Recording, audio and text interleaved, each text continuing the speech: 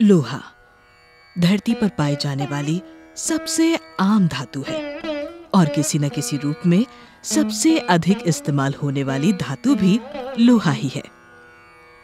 बड़े स्तर पर औद्योगिक इस्तेमाल के अलावा हथियार और खेती किसानी के औजार भी लोहे से ही बनाए जाते रहे हैं। लोहे का एक और उपयोग सदियों से बड़ी ही कुशलता से हो रहा है छत्तीसगढ़ के बस्तर जिले में, जहां लोहे से शिल्प तैयार किया जाता है।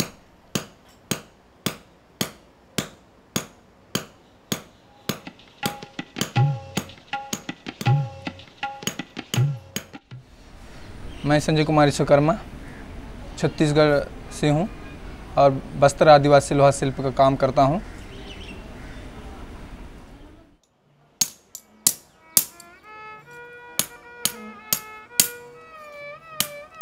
लोहे से शिल्प तैयार करने के लिए रॉट आयरन यानी पिटवा लोहे का इस्तेमाल किया जाता है।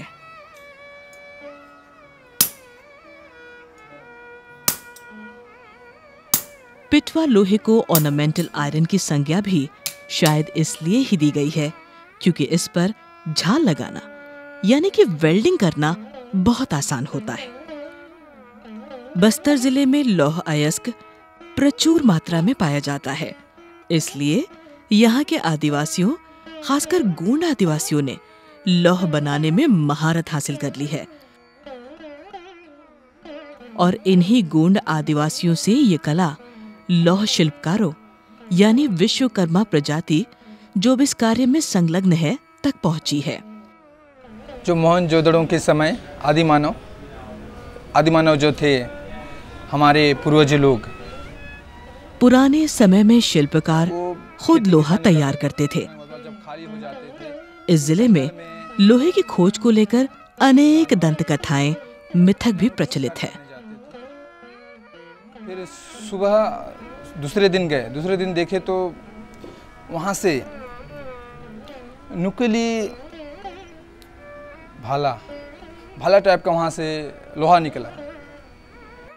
अब बाजार से लोहा खरीद कर लाया जाता है जो ज्यादातर टूटा फूटा पुराना सामान होता है जिसको आसानी से रिसाइकिल किया जा सकता हो। लोहे के टुकड़े को आकार के अनुसार छांटकर पहले भट्टी में नरम करने के लिए रखा जाता है।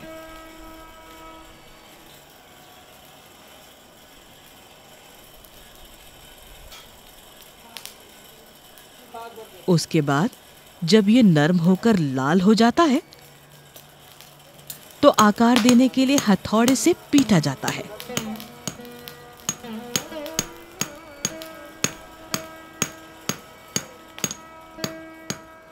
क्योंकि लोहा ठंडा होकर कठोर हो जाता है, इसलिए उसे नरम करने के लिए बार बार भट्टी में डाला जाता है।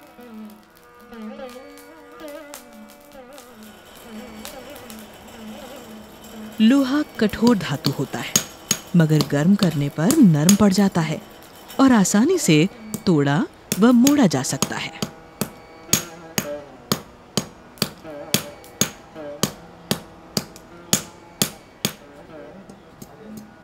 लौह शिल्प बनाने के लिए इस काम में ये लोग बचपन से ही जुट जाते हैं और क्योंकि ये इनका परंपरागत काम है इसलिए बचपन से ही घर के बड़ों को देख देख कर बहुत कुछ स्वतः ही सीख जाते हैं।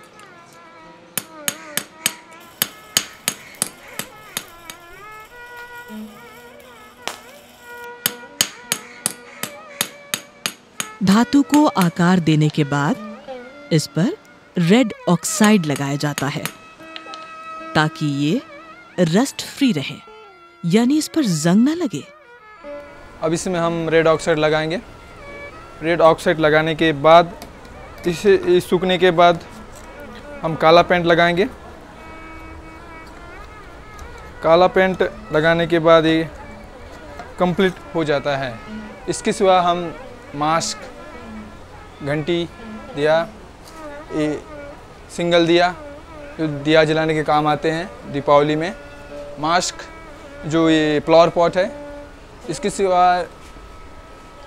जोड़ा लामन है जो दीपावलियों में काफ़ी दिया जलाते हैं और आकर्षित लोगों को करता है। इसके बाद हम लालटेन, यहाँ हम लैंप कैंडल स्टैंड लगा सकते हैं। ये हिरन कैंडल स्टैंड।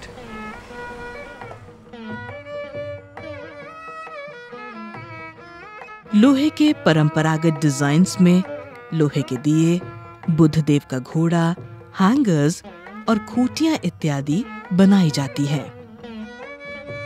ये आदिवासी के रूप में बनाया जाता है। जो आदिवासी लोग वहाँ पे रहते हैं, कैसे पहनते हैं, क्या करते हैं, इस बारे में यहाँ पे चित्र दिखाया जाता है आदिवासी लोगों के रूप में। किसी भी कलाकार के लिए उसकी कला सर्वोपरि होती है। ये शिल्प जीवन व्यापन का आसरा मात्र न होकर परंपरा कहलाती है, पूर्वजों की धरोहर कहलाती है। ये हमारे पूर्वजों की देन है। हम आगे भी रोजी रोटी के रूप में इसे करते रहेंगे। हम चाहते हैं कि सरकार थोड़ा इसे हमें सहायता करे और काम दिलाएं। सरकार चाहे तो बहुत हमको काम दिला सकते हैं। हमारे गांव में 10-12 परिवार हैं, सब लोग करते हैं। अब बाकी लोग तो जो खेती किसानी जो औजार बनाते हैं उन्हीं लोग काम में फिर लौट गए हैं आपस। अब ज़्यादातर काम भी नहीं मिल रहा है, तो अभी हमको कभी कभी डर भी लगता है। अब ज़्यादातर काम नहीं चल रहा है तो कभी कभी डर लगता है, अब इस काम नहीं चलेगा तो हम आगे जाके क्या करेंगे, हमारे बच्चे क्या करेंगे। अब ज़्यादा पढ़ाई लिखाई तो ज़्यादा करते भी नहीं हैं, अपना खर्चा भी इसमें जो बेनिफिट भी ज़्यादा होता नहीं है, तो काम भी कम मिलते हैं। तो हमको कभी लगता है अगर ये काम अभी थोड़े लुप्त होते जा रहा है तो कभी कभी डर लगता है कि आगे जाके हम क्या करेंगे, हम किससे सहायता मांगें, ये आगे काम चले। भले ही ये शिल्पकार कठिनाइयों से गुजर रहे हैं, परंतु अपनी जड़ें, अपनी धरोहर, एक महान परंपरा को जीवंत रखने की कोशिश में निरंतर प्रयासरत है।